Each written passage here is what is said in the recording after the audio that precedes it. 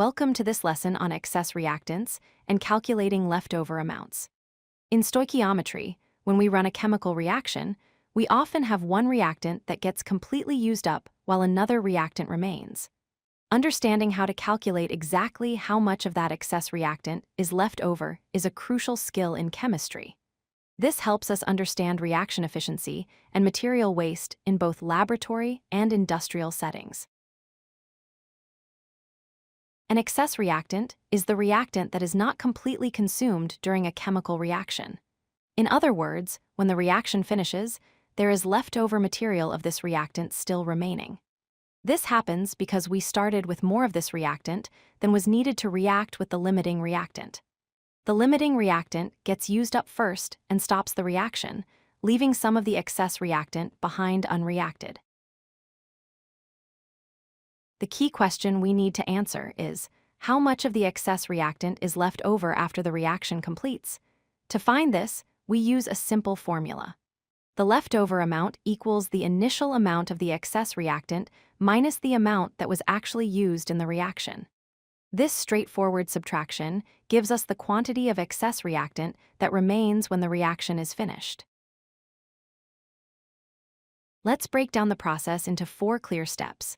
Step 1. Identify which reactant is in excess. Step 2. Calculate how much of the excess reactant was consumed by reacting with the limiting reactant. Step 3. Subtract the amount used from the initial amount you started with. Step 4. Report the leftover amount with the proper units, whether that's grams, moles, or another measurement. Following these steps systematically will help you solve any excess reactant problem. Let's work through an example problem. Consider the reaction between hydrogen gas and oxygen gas to form water. The balanced equation is 2H2 plus O2 yields 2H2. We're given 10.0 grams of hydrogen gas and 80.0 grams of oxygen gas. Our goal is to determine which reactant is in excess and calculate how much of it remains after the reaction is complete. First, we need to identify the limiting reactant. Convert the given masses to moles. Hydrogen, 10.0 grams divided by 2.02 grams per mole equals 4.95 moles. Oxygen, 80.0 grams divided by 32.00 grams per mole equals 2.50 moles. According to the balanced equation, we need 2 moles of hydrogen for every 1 mole of oxygen.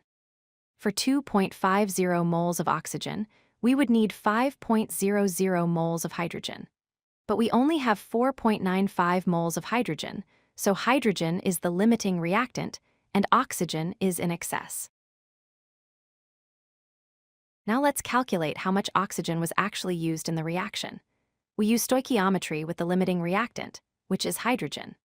4.95 moles of hydrogen times the ratio of 1 mole of oxygen to 2 moles of hydrogen equals 2.475 moles of oxygen consumed.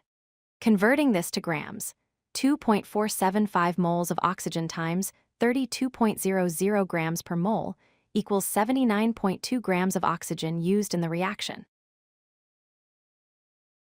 Finally, we calculate the leftover oxygen. Using our formula, leftover oxygen equals initial oxygen minus oxygen used.